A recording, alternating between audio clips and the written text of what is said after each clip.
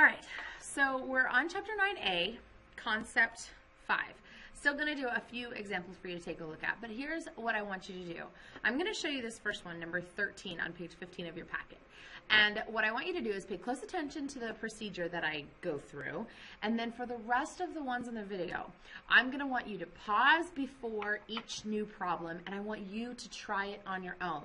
Then once you get it, watch the video. It'll be in fast forward or in like fast motion, so that way I want you to be able to see all of these problems without taking a million hours to watch the video before you do them. So we're going to kind of be like working back and forth together. And you can watch it first and then try to do it on your own, or you can do it on your own and then watch it first, okay? But I want you to be able to do this without following along, all right? Because on a quiz or a test, you're not going to have me to follow with. So let's get started. Looking at number 13. Now, number 13 is different from the ones that we've been doing so far. 13, 14, and 15, and 18 are like this. Looks like 12 down at the bottom is like this in the next set of problems. So you may see these from time to time, and what I want you to notice is that I have only two terms. It is a binomial. When we were factoring before, we were factoring trinomials with three terms. Now we only have two terms, which means we're going to look for, are they being subtracted, and is each one a perfect square? So can I write it as something times itself? Let's take a look. X squared can be written as x times x times itself. So that means x squared is a perfect square. 100 can be written as 10 times 10. And if that's the case, two terms, they're being subtracted, and they can be written as something times itself. Remember, this is the root of 100, and this is the root of x squared. That means I'm going to set this up as a binomial times a binomial. And the first term is going to be the root of the first term in both of those. And the second term is going to be the root of the second term. So 10 and 10.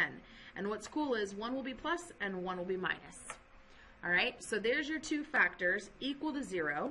And we're going to use the ZPP to set this up as x plus 10 equals 0 and x minus 10 equals 0. And all I'm doing is taking this factor and setting it equal to 0, and I'm taking this factor and setting it equal to 0. So I have two solutions. So minus 10, x equals negative 10, and here plus 10 on both sides, and x equals 10. So my two solutions are x equals negative 10 and x equals 10. Remember, if they come out to be exactly the same, you only have to solve one of them. But since here I had a plus and a minus, I had to solve both of them. All right? So why don't you watch me do number 14, okay? And I'm going to do it in fast motion, so see if you can follow what I'm doing, and then pause the video and try to do it on your own without watching. Okay? Let's give this a shot.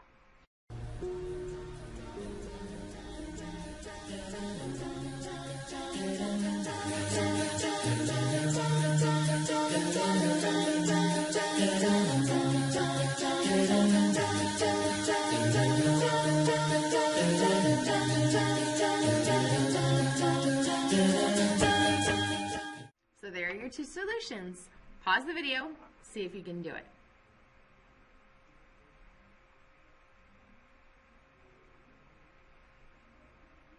All right, now for number 15, I want you to pause the video, see if you can do 15 on your own. It's another binomial being subtracted. They're perfect squares, so it's what we call a difference of squares. See if you can pause the video, try 15 on your own, and then come on back and watch it in fast motion to see if you can get it.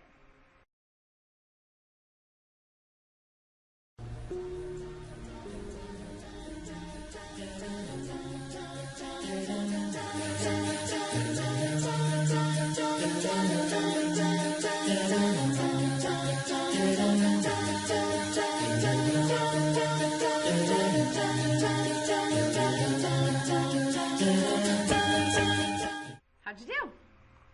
If you struggled, pause the video or play it back again and watch what I did and see where you did things a little bit differently. Or if you have a question, write it down over in the margin. Okay? One question that I anticipate you having is, how do I know that the root of this first term is going to be 5x instead of just x? Because when we did just x, it was a lot simpler. Now it's a little bit more complicated. So how did I get from 25x squared to 5x times 5x? If you're not sure, that's a great question to ask in class. Or, better yet, see if you can figure it out. I bet you can. If you're ready to move on, let's try number 18, because 18 is a difference of squares as well. Pause the video, give it a try, come on back.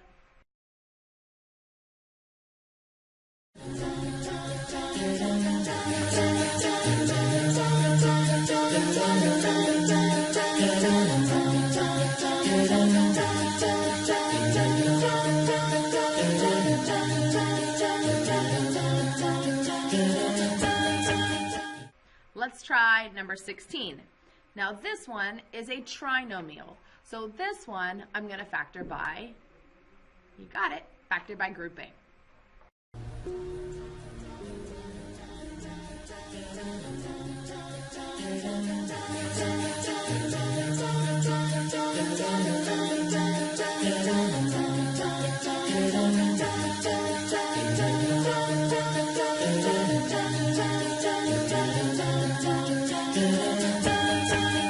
Just a small town girl living in a lonely world.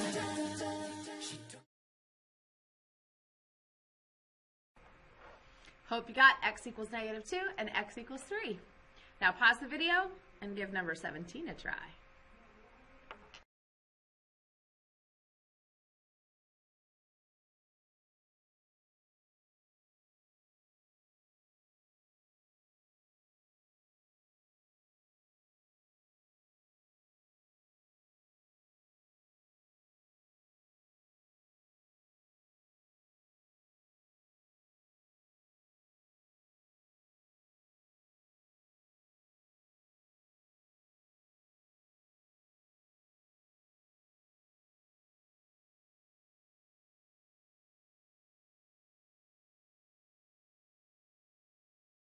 All right, wow, we just blew through 6 questions. I know that this can be a little bit overwhelming, but I promise it'll get easier the more you practice. So hopefully that helped you understand difference of squares, solving by factoring those, and then a couple more trinomial problems. Don't forget to do number 12 from the last page. I think I forgot to mention it in part 1 of the videos. So hope that helps you guys out. We're going to stop for part 1 of Concept 5, and we will spend another day on this with the next 2 videos. So I'll see you in class.